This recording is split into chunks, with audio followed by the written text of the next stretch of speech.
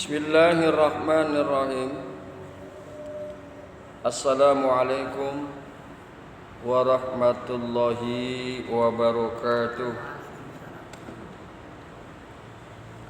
Bahasan kita pada pagi hari ini faslun fi ahkamil ijarah,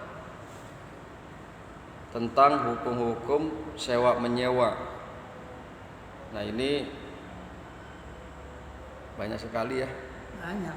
Di tempat kita ini masalah sewa menyewa. Ada rumah kos-kosan, ada rumah kontrakan, termasuk menyewa pada tenaga manusia.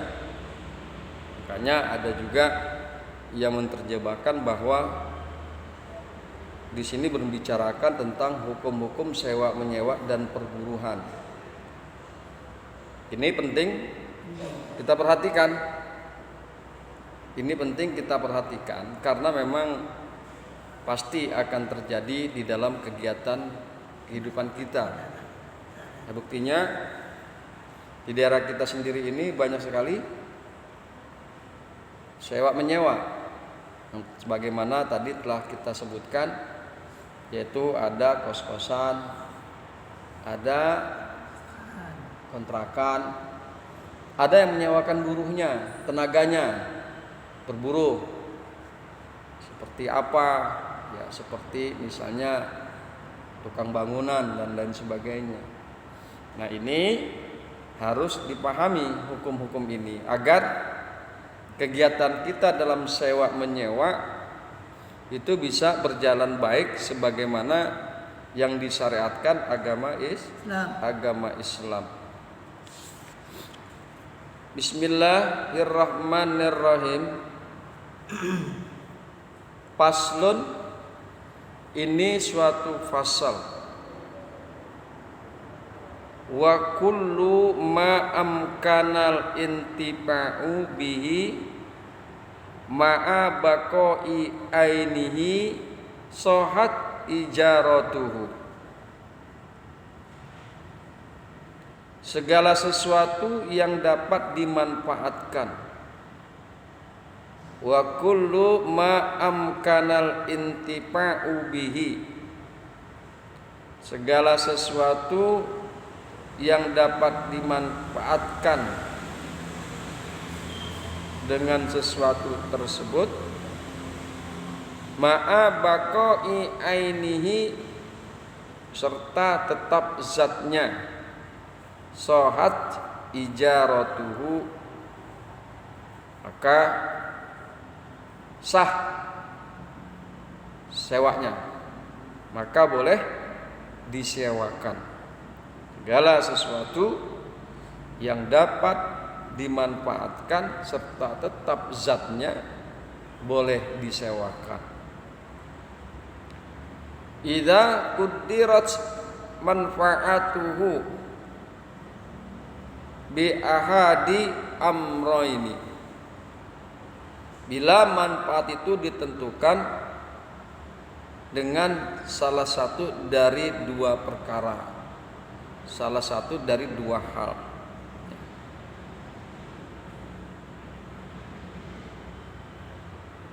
Bimuddatin au amalin, dengan waktu atau pekerjaan. Nah, tadi tuh ya, kerjaan. Kalau orang berburu kan pekerjaan. Wa itlaquha yaqtadi ta'jilal ujrati. Adapun memutlakkan sewaan berarti mendahulukan sewaan.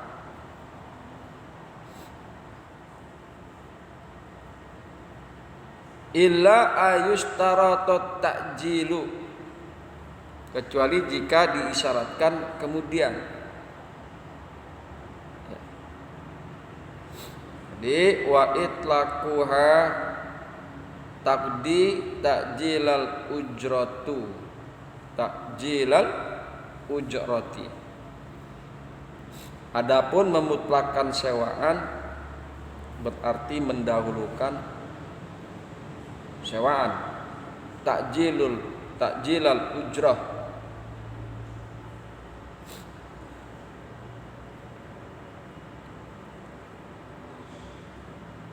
Wala tabtulul ijaratu, dan tidaklah batal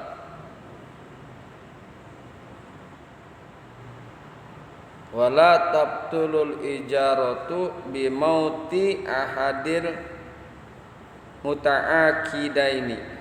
Ijarah atau persewaan tidak menjadi batal dengan matinya salah seorang yang berakad.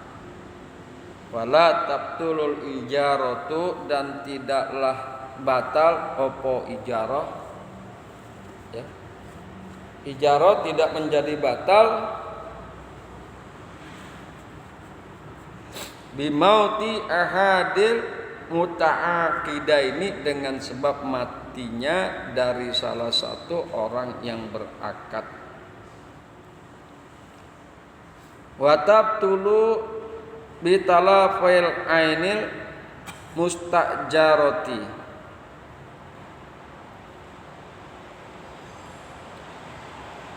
namun batal dengan rusaknya barang yang disewakan atau diupahkan. Wa tabtulu, dan batal opo ijarah, dan batal sewaan bitalafil ain, dengan sebab rusaknya barang atau yang diupahkan. Wala domana alal ajiri ila bi'udwanin, penyewa atau buruh tidak menanggung resiko kecuali karena kesombronoannya, kecerobohannya.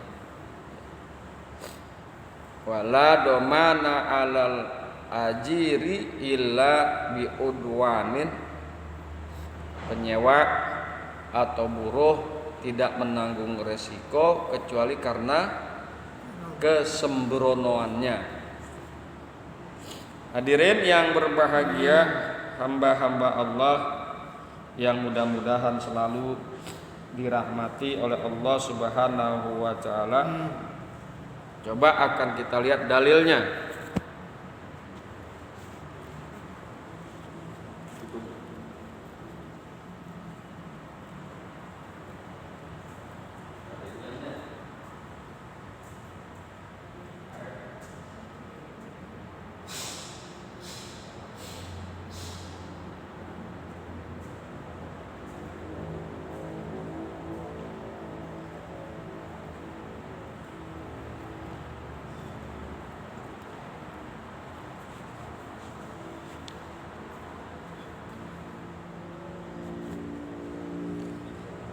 Bismillahirrahmanirrahim.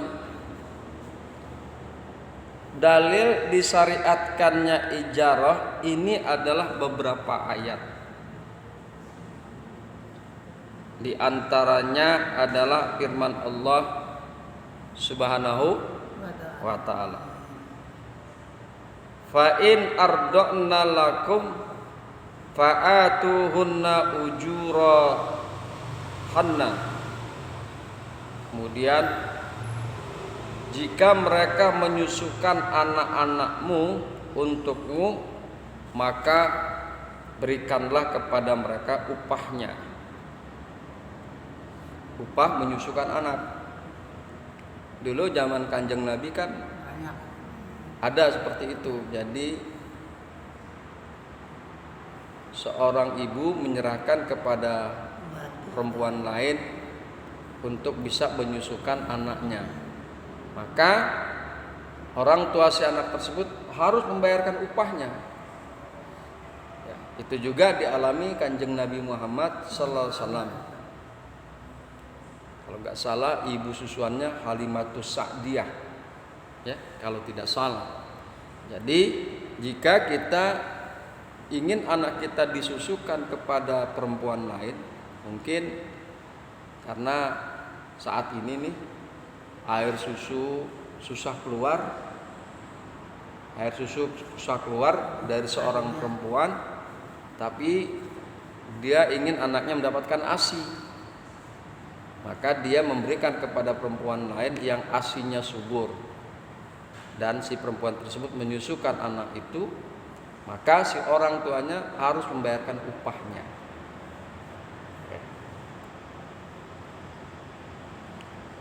Juga ada beberapa hadis, di antaranya adalah riwayat dari Abu Hurairah radhiyallahu anhu dari Nabi sallallahu alaihi wasallam,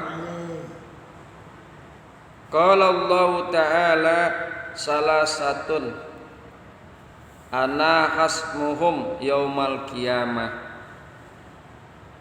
rajulun a'tabi summa ghadara, wa rajulun ba'a hurran fa akala samatahu, wa rajulun istajara ajiran fastaufa minhu wa lam yu'tihi ajrahu. Allah telah berfirman, 3 orang yang saya menjadi musuh mereka di hari kiamat. Yang pertama, orang yang bersumpah atas namaku kemudian berkhianat. Nih, hati-hati nih, para pejabat, para pemimpin negara yang bersumpah di atas kepalanya ditaruh Al-Quran, kemudian dia bersumpah dengan nama Allah, saya bersumpah. Kemudian setelah menjabat menjadi pemimpin negara, dia berkhianat terhadap sumpahnya, maka Allah akan menjadi musuh kepada orang tersebut, kepada pejabat tersebut, kepada pemimpin negara tersebut yang berkhianat atas nama Allah. Ya. Orang yang bersumpah atas namaku kemudian berkhianat, maka Allah akan menjadi musuh bagi orang tersebut. Yang kedua, orang yang menjual manusia merdeka kemudian memakan uangnya. Nah, dulu ini kan masih zaman perbudakan. Zaman Kanjeng Nabi Muhammad masih ada perbudakan, zaman jahiliyah. Jadi 3 orang yang menjadi musuh Allah pada hari kiamat. Yang kedua adalah orang yang menjual manusia merdeka kemudian memakan uangnya. Kemudian yang ketiga adalah orang yang memperkerjakan buruh. Setelah buruh itu bekerja, ia tidak mau memberikan upahnya. Hati-hati nih para pengusaha, mau kontraktor kek, mau konsultan kek, maupun apa bentuknya, apabila ada seseorang yang tidak mau membayar buruhnya, maka Allah akan menjadi musuh orang tersebut nanti pada hari kiamat. Kemudian diriwayatkan pula dari Ibnu Abbas radhiyallahu anhu, ia berkata, ihtajaman nabiyyu sallallahu alaihi wasallam wa a'tal hajjama ujrahu walau alima karahiyatan lam yu'tihi. Nabi sallallahu alaihi wasallam berbekam lalu memberikan upahnya kepada tukang bekam.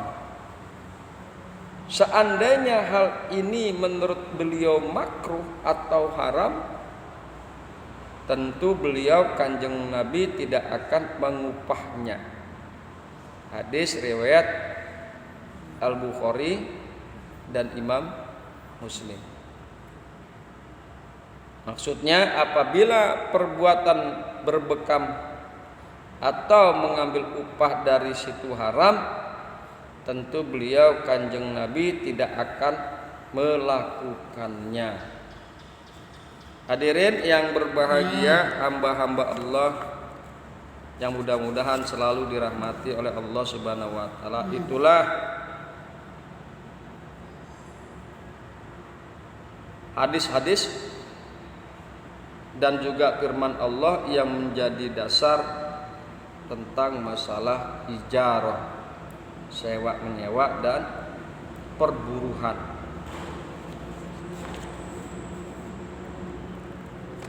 Kemudian kembali kepada matannya, kemukakan oleh pengarang kitab. Bismillahirrahmanirrahim. Faslun, ini suatu fasal. Wa kullu ma amkanal intifa'u bihi,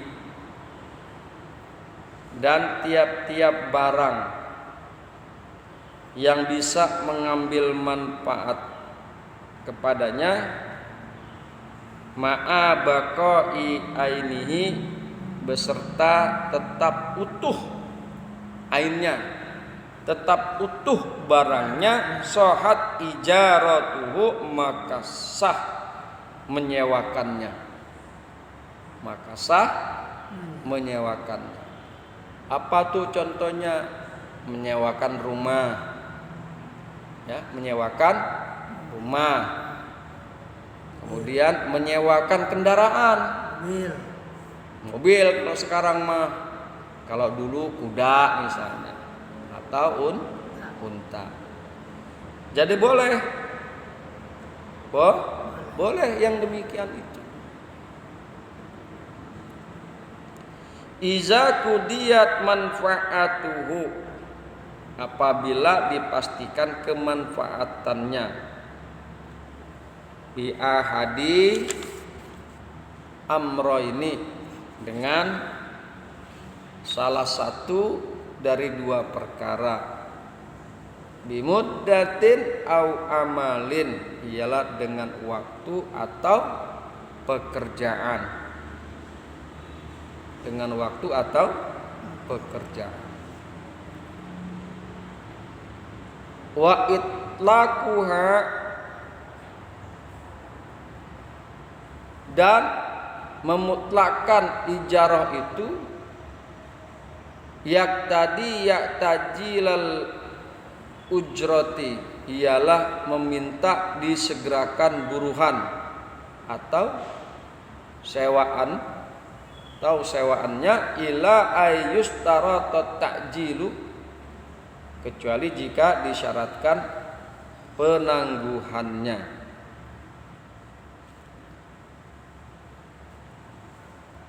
Wala tabtulu ijaratu, dan tidaklah batal akad ijarah. Wala tabtulul ijaratu, dan tidak batal akad ijarah, bimauti ahadil muta'aqidaini, dengan sebab matinya salah seorang dari kedua yang berakad. Kita nyewain rumah nih. Nyewain rumah berarti ada yang menyewakan dan ada si penyewa. Si penyewanya mati, padahal sudah terjadi akad sewa menyewa. Si penyewanya mati, nah akadnya tetap harus berjalan. Makanya dikatakan meskipun salah satu dari dua orang yang berakad ijarah, salah satunya mati, maka tetap harus berjalan, gak bisa batal. Bahkan dalam keterangannya nanti, dua-duanya sekalipun mati, antara si penyewa dan yang menyewa, tetap tidak batal. Contoh, kita nyewa rumah, terjadi akad sewa menyewa. Yang menyewa bawa keluarga, bawa suami, bawa istri, bawa anak-anak. Nah, yang penyewa kemudian mati dua-duanya. Yang penyewa mati, yang menyewa mati juga sebagai suami, mati. Nah, tinggalkan anak dan anak-anaknya dan istri. Maka tetap terus sewa menyewa itu berlangsung, yaitu rumah tersebut tetap digunakan kepada istri dan anak-anaknya yang menyewa, meskipun yang menyewa itu sudah meninggalkan dunia. Makanya dikemukakan sekali lagi, wala tabtulul ijaratu, dan tidaklah batal akad ijarah bimauti ahadil muta'aqidaini, dengan sebab salah seorang dari kedua yang berakad itu meninggal atau mati. Wa tabtulu bitalafil aini mustajarati, dan batal opo ijarah, sewa menyewa menjadi batal dengan sebab rusak barang yang disewakannya. Barang yang disewakannya nyewa kuda, nyewa kuda, terus kemudian kudanya sama si penyewa dibawa kepada yang menyewa, ternyata kakinya pincang atau kakinya nggak ada satu, batal, kagak jadi, batal. Nyewa mobil, kan banyak nih mobil sewaan, ternyata yang mobil disewakan tersebut rusak, batal sewa menyewa. Hanya dikemukakan watabtulu bitalafil aini mustajarati, dan batal akad ijarah dengan sebab rusak barang yang disewakannya. Wala dimana alal ijar, wala dimana alal ajiri, dan tidak bertanggung jawab, dan tidak ada tanggungan kepada orang penyewa, illa bi'udwani, kecuali karena melampaui batas, kelewatan. Nyewa kuda,